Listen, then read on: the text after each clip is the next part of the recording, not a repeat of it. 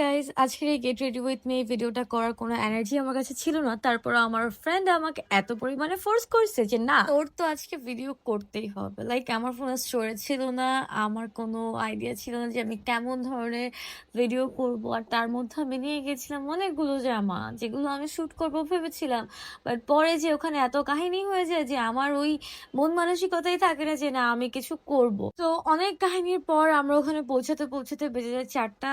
4টার পরে একটু ফ্রেশ হয়ে লাঞ্চটা করেই আমি রুমে এসে ভিডিও করা শুরু করে দিই। অ্যান্ড রেডি হতে হতে আমাদের 8টা বেজে যায়। সো ওই টাইমটার মধ্যে এই হচ্ছে গেট রেডি উইথ মি ভিডিওটা করা। সো আমাদের প্ল্যান ছিল আমরা সুইমিং করব 8টা বা 7টা থেকে। বাট আমার যেহেতু রেডি হতে সময় লাগছিল, তার উপর থেকে আমার শ্যুট করাও বাকি ছিল। সো আমার ফ্রেন্ড আমার জন্য অনেকক্ষণ ওয়েট করেছে।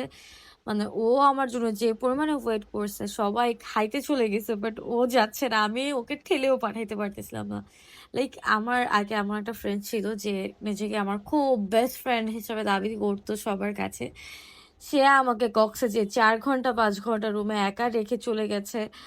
আর মানে আমি ওইদিন বারবার ওই কথাটাই রিয়েলাইজ করছিলাম যে এরকমও মানুষ থাকে যারা একা রেখে চলে যেতে কোনো দ্বিধাবোধ করে না। আর এরকমও মানুষ থাকে যে সাপোর্টিভ ফ্রেন্ডস যাদেরকে বলে আর কি। যাই হোক, এরকম মানুষ আমি আমার লাইফে চাই না। আর এরকম মানুষ আমি অনেক ইজিলি কাট অফ করে দিতে পারি, বাট কাট অফ করার পর তারা নিতে পারে না। স্টিল আমাকে নিয়ে আমার ফ্রেন্ডসদেরকে নিয়ে অনেক বেশি অবসেসড থাকে অ্যান্ড যা তা বলতে থাকে মানুষকে মানুষকে বলে বেড়ায় এটা ওটা ওটা ওটা। যাই হোক, এগুলো নিয়ে কথা না বলি। দেন আমি রেডি হলাম। আমি এখানে যা যা করেছি সবকিছু দেখিয়ে দিয়েছি, এক্সট্রা করে আর কিছু বলছিলাম না। এই মেকআপ করতে করতে আমার বেজে যায় হচ্ছে 8:30।